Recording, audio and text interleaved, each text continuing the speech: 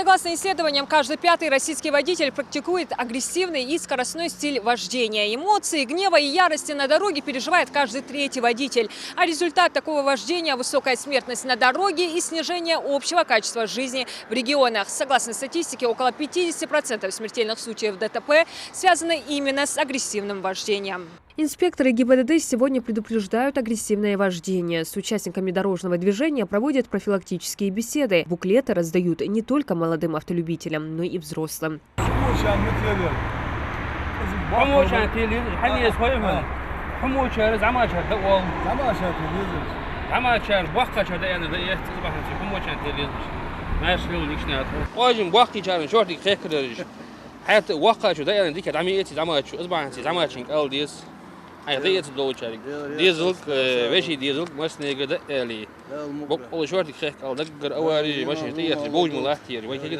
Агрессивное вождение – это когда водитель осознанно увеличивает риск ДТП на дорогах, причиняет физический или эмоциональный вред другим участникам дорожного движения. К нему относится и перестроение с созданием помехи, несоблюдение дистанции, бокового интервала, намеренное препятствование обгону. Особое внимание мы уделяем тем агрессиям, которые позволяют наши граждане за управление транспортным средством. К сожалению, это очень ярко проявляется в последнее время.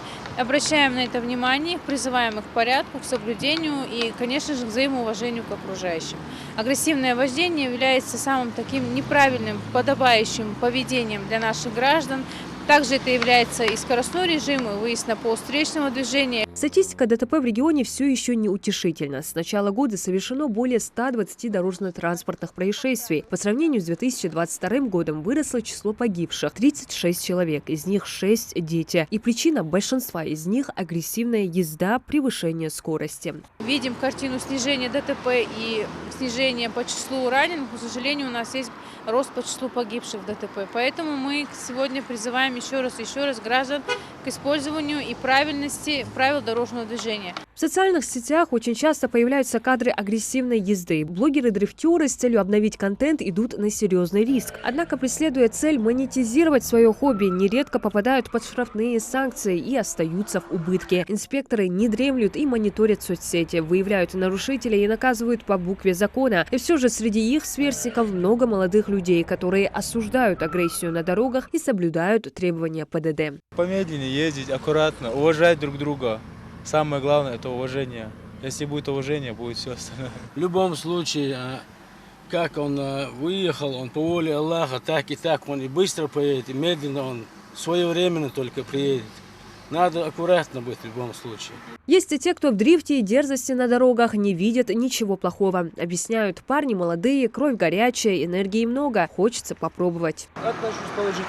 Почему? Пацаны молодые, адреналин. Куда-то же надо его девать. А то, что они создают угрозу… Так нельзя. Тогда почему вы положительно относитесь к агрессивному вождению? В Слепцовске на аэродроме. То есть в санкционированных местах? Да, конечно.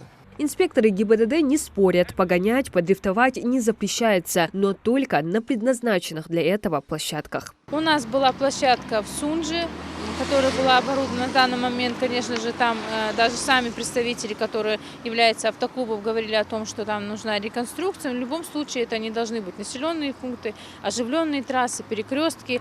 Это не говорит о том, что вы, не имея площадку, должны использовать эти действия против воли людей, которые не хотят сегодня наблюдать и ощущать страх. Многим кажется, что тема сегодняшнего рейда больше относится к молодым автолюбителям. Однако инспекторы делятся, что число водителей пожилого возраста, агрессивно ведущих себя на дорогах, достаточно высокое. Сотрудники в погонах объясняют, почему позволяют себе нарушать правила ПДД пожилые люди. Старшие иногда думают, что они могут, нарушив правила дорожного движения, молодые должны им уступать, но забывая о том, что правила дорожного движения не имеют категорию возрастную, они расписаны на всех участников дорожного движения, пешеходов, пассажиров и водителей. Поэтому все должны придерживаться строго этих правил. Также инспекторы перечислили самые частые нарушения в регионе. Это проезд на запрещающий знак, неправильная подача сигнала поворотника, тонировка. Профилактические рейды продолжат и в других населенных пунктах. Их главная цель – снижение уровня аварийности, пресечение грубых нарушений правил движения. Диана Дударова, Акрамат Дасхоев, Новости 24.